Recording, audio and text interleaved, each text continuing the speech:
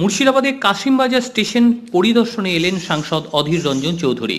কাশিমবাজার স্টেশনে উন্নয়নের কাজ শুরু হবার পর থেকেই যাত্রীদের মধ্যে রীতিমতো নাকাল অবস্থা। দীর্ঘ ওভারব্রিজ পার হবার পরেই তাদের ট্রেন ধরতে হচ্ছে। রেলের ভুল নকশার কারণেই এই অসুবিধা। বারবার জানানো সত্ত্বেও রেলের তরফ থেকে কোনো কাজ করা হয়নি। রেলের এই গাফিলতির জন্য অধীর চৌধুরী রীতিমতো ক্ষোভ প্রকাশ করেন। তিনি জানান, কাজ যদি না হয়, প্রয়োজনে রেল অবরোধে কেউ যদি তাকে ডাকে তিনি হাজির হবেন। সাধারণ মানুষজনের আশা এরপর অতি দ্রুত এই কাশিমবাজার রেল স্টেশনের অসুবিধে দূর হতে চলেছে। কাশিমবাজার থেকে বিনয় রায়ের রিপোর্ট, এনটিভি WB। দেখুন, কাশিমবাজার স্টেশন একটা হেরিটেজ স্টেশন। এটাকে চওড়া করা হচ্ছে, এখানে ট্রেন বেশি দাঁড়াচ্ছে এবং বহরমপুর শহর যেটা মূল শহর, তারও একটা বিরাট অংশের মানুষ তারা বহরমপুর স্টেশন না গিয়ে কাশিমবাজার স্টেশনে আসছে, কারণ তাদের যাতায়াতের সুবিধা হচ্ছে, তাদের ট্রান্সপোর্টিং কস্ট কমছে। কিন্তু একটা স্টেশনের জন্য এত যাত্রী যেখান দিয়ে যাতায়াত করে, সেই স্টেশনে এত পরিমাণ যাত্রীর মিনিমাম যেটা স্বাচ্ছন্দ্য আর কি, যেটা মিনিমাম যে সমস্ত অ্যামিনিটিস দেওয়া দরকার, যেমন যাতায়াত যাতে ঠিক করে করতে পারে, এখানে ফল্টি একটা লাইন করে ফেলেছে রেলের পক্ষ থেকে।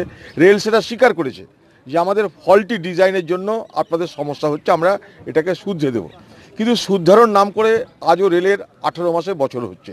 রেলের এই দীর্ঘসূত্রিতার জন্য এখানকার মানুষ চরম দুর্ভোগের মধ্যে পড়েছে এবং বিশেষ করে যারা বয়স্ক মানুষ, যারা ঘরের মা বোন, তাদের দারুণ অসুবিধা হচ্ছে। কারণ এই পার থেকে এসে গোটা লাইন ক্রস করে ওপারে যেতে হচ্ছে। গোটা লাইন কোথায় যাবে? এখানে মালগাড়ি সব দাঁড়িয়ে আছে, এটা একটা বিজি আনলোডিং পয়েন্ট।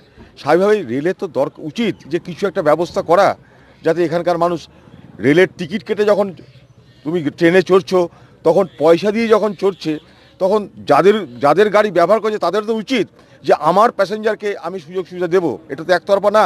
রেল কোনো দয়া করছে না, কোনো খাতির করছে না। তারা পয়সা নিচ্ছে আমাদের কাছে, পয়সা নিয়ে আমাদেরকে পরিষেবা দিচ্ছে।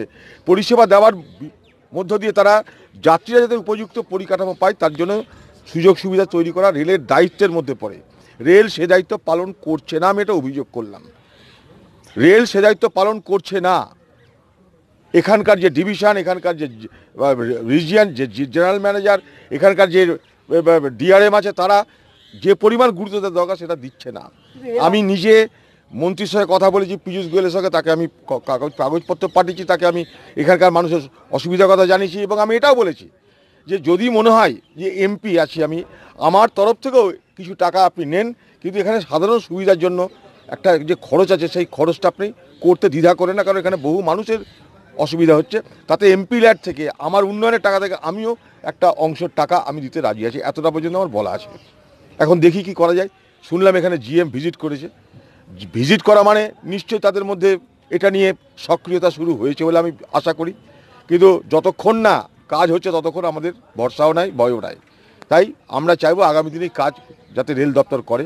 এখানকার রাজ্য সরকার, তাদেরকেও বলবো এটা রাজ্যের মধ্যে পড়ে, তারাও যেন রেলের সঙ্গে কথা বলে একটু। এমন নয় যে রাজ্য এখানে কোনো কথা বলতে পারে না। যখন আমার রাজ্যের উপরে রেল আছে, তখন রেলের যে কোনো ইস্যুতে আমি রাজ্যের তরফ থেকে বলতে পারি, সেটা যেন রাজ্যও চেষ্টা করে। এটাও রাজ্যের কাছে আমাদের দাবি থাকবে, কারণ কাশিমবাজার আপনার এটা একটা হেরিটেজ স্টেশন। আমরা সেই জায়গাটাই, কাশিমবাজারকে আমরা আগামী দিনে আরও উন্নত দেখতে চাই। কিন্তু শুরুটা ভালো হলেও এখানকার ফল্টি ডিজাইনের জন্য এই জায়গাটার সেই সুযোগ সুবিধা মানুষ পাচ্ছে না।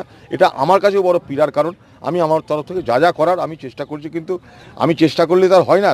রেল দপ্তর যদি সক্রিয় না হয় সেভাবে, তাহলে আমরা চেষ্টা করলেও রেলের নজর, আমরা হয়তো নজর রেলের আকর্ষণ করতে পেরেছি, রেলের মনোযোগ আকর্ষণ করতে পেরেছি, কিন্তু বাস্তবায়িত এখনও করতে পারিনি। তাই আমাদের লড়াই চলছে।